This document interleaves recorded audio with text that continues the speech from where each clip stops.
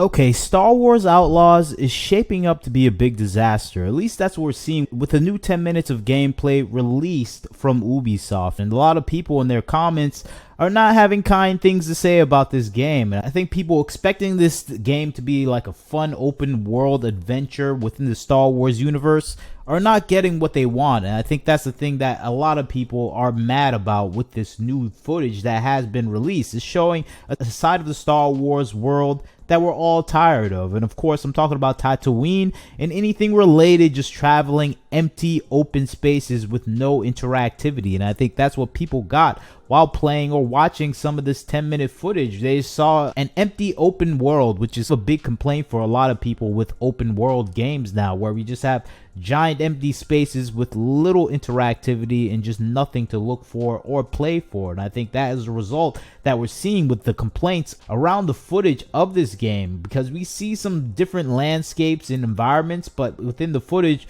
we see the boring Tatooine. And this is a complaint for a lot of people within the Star Wars universe, that the universe is pretty small and we're always on Tatooine. And of course, this game makes the same mistake starting off in Tatooine. And I think that's just the developers themselves not realizing people are just tired of these spaces, and just the lack of focus of making something that is beyond of what we saw of Star Wars in the past few years. It just seems like a pipe dream now for anyone that is a fan of the Star Wars universe. We're just trapped in the same cycle of the same things. And I think this game is falling into that cycle of that limited view of the universe of Star Wars. And I think that is the biggest thing people have complaints about. But other than that, we have more complaints just from Ubisoft as a developer, what they're doing with this game. This game itself has some design issues, especially with the introductory scene of this explosion. You can see it right now.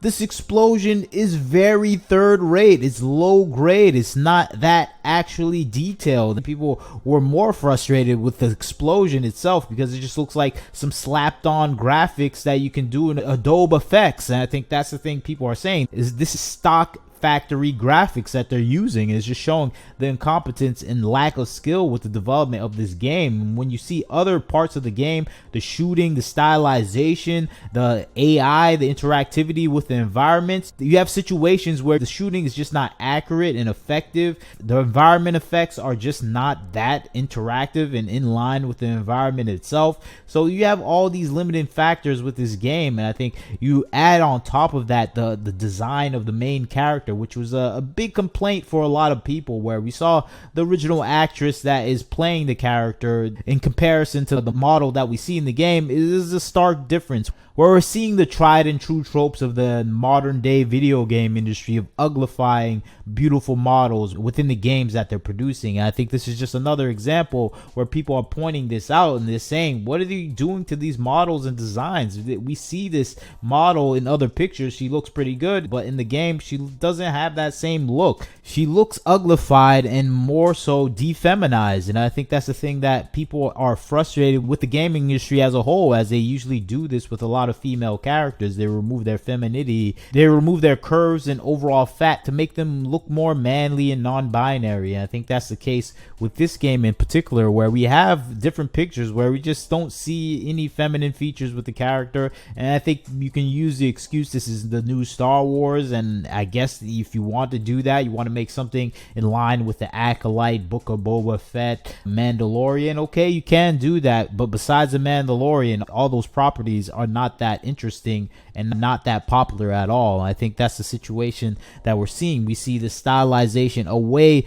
from the original Star Wars towards Disney Star Wars, and it's not going to gain any fans any further. And I think that is something I have an issue with as well, Ubisoft, and it's leaning into the modern day video gaming tropes that we kind of don't like, that a lot of gamers are refusing. And we see that with the rejection of Concord, a game that started at 550 people in beta that ended up reaching a peak of 2,000 people in beta and staying steady at 1,000 people actually playing the beta. And that is miserable, terrible numbers for a game that's costing over $150 million to produce, not to mention the marketing budget. So this is a game that is an absolute failure, but it is following the modern day standards when it comes to ugly designs and demasculinization of a lot of male characters and defeminization of a lot of female characters. And I think this is the main thing people have a problem with in the modern day video gaming industry, where it sets out to do things that are focused on modern day political progressive talking points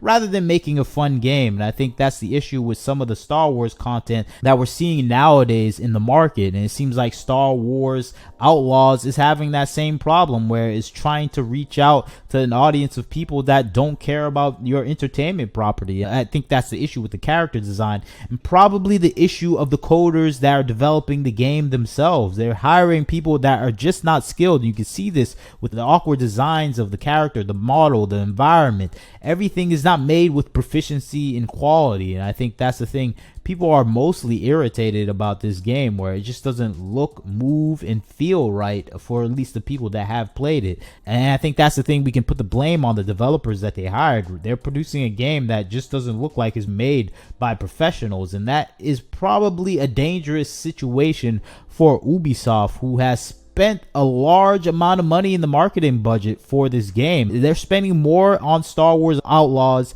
than any other game that have been producing for the past 10 years. So a game that's already $150 million, and it looks like they're putting north of $50 to $100 million in marketing. This is a game that needs to sell north of 5 million units to even be close to breaking even. And I think that is a situation that they have stuck themselves in, with a game that is a single player game that doesn't look that fun or interesting or engaging. That is a terrible situation for Ubisoft itself, where its stock has plummeted in the past few months, where it once was a $23 a share stock, where now it's dropped at least 15-20% in value, down to $19. And it's just showing that there's a loss of confidence in Ubisoft in its sales recently. I think that is a situation that they are in a tight bind with, and I don't know if their predatory pricing practices will help them in that issue, because if you know anything about Ubisoft, they've been trying to push these kind of ranked and hierarchical prices for their products that have angered the fan base. And it's just, you're not even going to get a complete game if you pay the basic $70. If you want a complete game,